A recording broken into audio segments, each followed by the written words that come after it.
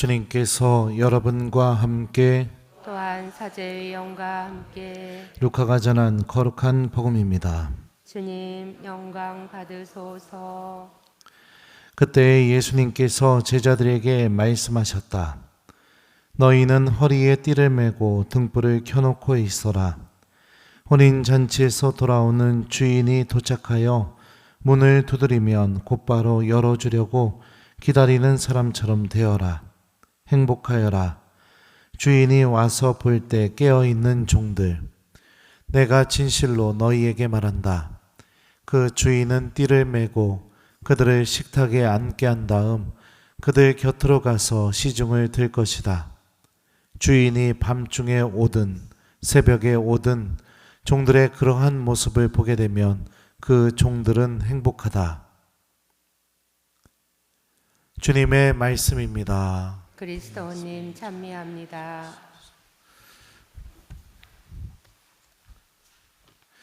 오소서 성령님.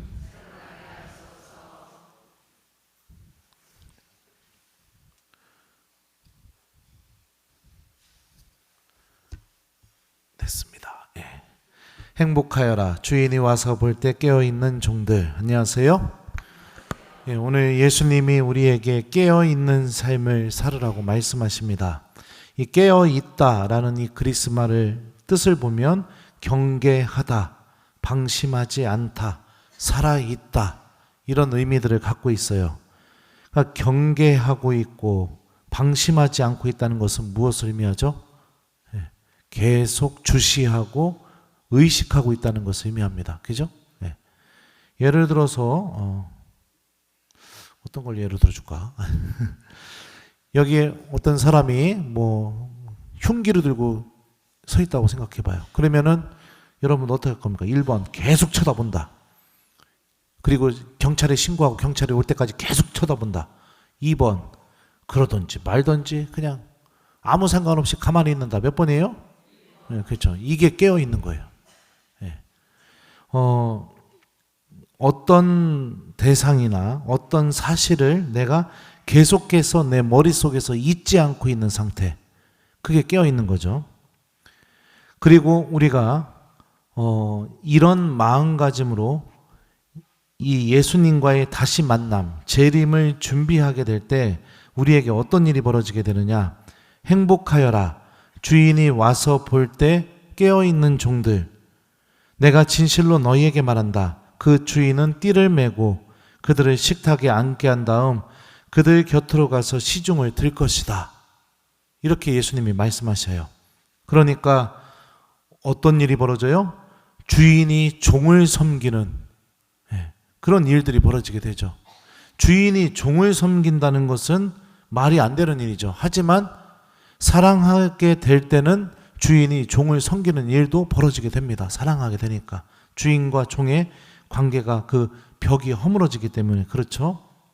예수님께서는 이미 세례 받으실 때 우리에게 이렇게 말씀하셨습니다. 회개하여라. 하늘나라가 가까이 왔다.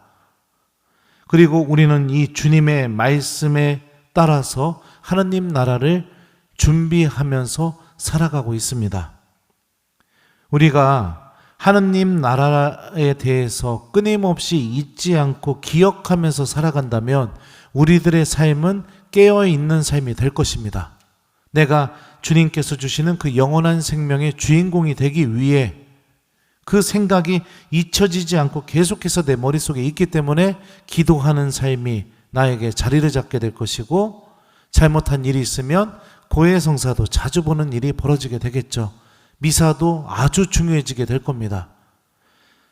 그런데 이 사실을 잊어버리고 있게 되게 되면 우리들은 결국엔 아무것도 준비하지 않는 그런 일들이 벌어지게 될 거예요. 아무것도 준비되지 않은 채 주님을 만난다면 그 만남이 너무나 난처하겠지만 그런 우리들을 만나는 예수님의 마음은 어떨까요? 1번 기쁘다. 2번 슬프다. 몇 번일까요? 네? 기뻐요? 네. 내가 이거를 이해시켜 주기 위해서 제가 군대에서 제대한 날,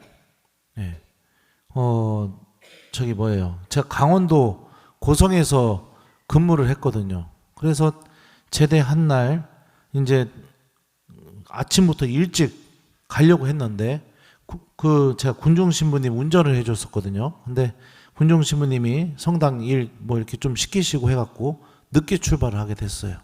늦게 출발을 해서 근데 이 얘기하면 길어지는데 강론이. 그래서 이제 신부님한테 인사를 하고 그리고서 이제 집에 가는 버스를 탔죠. 근데 한 번에 가는 버스가 없죠. 서울 가서 바꿔 타야 돼요. 그래서 가는데 중간에 휴게소에서 내려가지고선 담배나 한 대 펴야겠다 이러고선 내렸는데 뒤에서 누가 베드로 이러는 거예요. 그래서 아니 제대했는데 왜 군종 신부님 목소리가 들리지? 그러고서 이제 쳐다보지도 않고 가는데 또 뒤에서 베드로 이러는 거예요. 뒤로 이렇게 돌아서 보니까 군종 신부님이 서 계시는 거예요. 차 가지고 오셔서. 그래서 저 집까지 태워다 주시겠다고 그래가지고 신부님이 그 휴게소에서 저를 태워가지고 홍성까지 집까지 이렇게 데려다 주신 적이 있었습니다. 근데 이게 시간이 너무 늦다 보니까 제가 저희 집에서 주무시고 가시라고 했더니 동창 신분에 가서 자면 된다고. 그래서 신부님이 수원교구 신부님이셨거든요. 그러면 제 입장에서 어떻게 해야 돼요? 신부님 빨리 보내드리는 게 신부님 빨리 쉬실 수 있잖아요. 그래서 가다 보니까 버스 정거장에서 보이길래 여기 신부님 저 여기서 그러면 내려서 버스 타고 갈게요. 그리고서 이제 신부님이 저 내려주셨거든요. 멋지게 경례하고 이제 신부님 보내드리고선 거기서 버스를 기다리는데 1시간이 지나도 버스가 안 오는 거예요. 예. 그때 깨달았어요. 홍성은 시골이라 버스가 일찍 끊긴다는 걸요. 그래서 그 밤에 1시간을 넘게 달을 바라보면서 군복을 입고 집까지 걸어갔어요. 본의 아니게. 근데 아침에 엄마한테 나 제대한다고 그랬는데 거의 막 새벽 가까운 시간에 도착했는데 집이 문이 다 잠겨 있고 초인종을 아무리 눌러도 아무도 나오질 않는 거예요. 그래서 문 밖에서 또 막 계속 누르고 두드리고 그랬더니 한참 있다가 엄마가 나온 겁니다. 제 마음이 어땠을까요? 1번 기뻤다. 2번 너무너무 슬펐다. 서운했다. 몇 번이에요? 네. 예수님 마음도 이렇다는 거예요. 여러분들 신앙생활 어떻습니까? 하나님을 다시 만난다는 믿음이 있다면 우리들의 삶은 많은 부분이 변화가 될 겁니다. 기도가 중요해질 거예요. 신앙생활이 아주 중요한 시간이 될 겁니다. 나에게. 근데 내가 주님을 만난다는 의식조차 얻게 되게 되면 내 삶은 하느님과 아무 상관없이 살아가게 되겠죠. 예수님은 분명히 약속하셨습니다. 주인이 종을 섬기는 그 사랑을 우리가 당신을 만나게 될 때 보여주시겠다고요. 주인이 종을 섬기는 사랑. 우리들의 신앙생활 또한 하느님 나라에 대한 끊임없는 의식, 내가 하느님을 만날 사람이라는 거, 내가 하느님과의 만남이 단순히 그냥 죽기 직전에 잠깐 준비해갖고 만나는 그런 만남이 아니라 내 삶 전체가 하느님과 만날 준비 안에 놓여 있다는 거, 이거를 우리가 기억하고 깨달았으면 좋겠어요. 오늘 일독서를 보면 바오로 사도가 이렇게 말하죠. 그러므로 여러분은 이제 더 이상 외국인도 아니고 이방인도 아닙니다. 성도들과 함께 한 시민이며 하느님의 한 가족입니다. 여러분은 사도들과 예언자들의 기초 위에 세워진 건물이고 그리스도 예수님께서 바로 모퉁이 돌이십니다. 그러니까 우리가 하느님 안에서 이방인도 아니고 외국인도 아니라는 겁니다. 하느님 안에서 지어지고 있는 거룩한 성전에 반드시 포함되어 있는 사람이고 하느님의 한 가족이라는 거죠. 내 삶이 하느님 안에 하느님의 눈동자에서 사라진 적이 없다는 것을 의미합니다.